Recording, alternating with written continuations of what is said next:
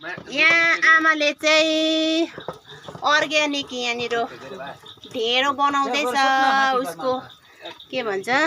कोदोको दुईजना आमाले त आज हामीलाई चाहिँ कोदोको ढेँडो खुवाउने हुनुहुन्छ कोदोको ढेँडो यहाँ चाहिँ आमाले बनाउनु हुँदैछ बुढी आमाले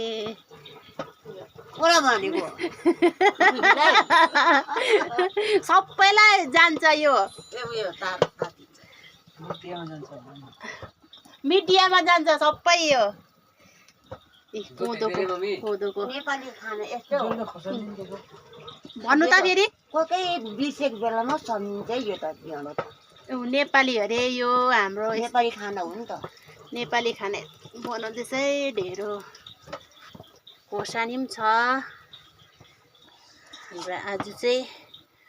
मासुको झोलसँग चाहिँ आज हामीले चाहिँ मजाले खाने भयो कोदोको ढेँडो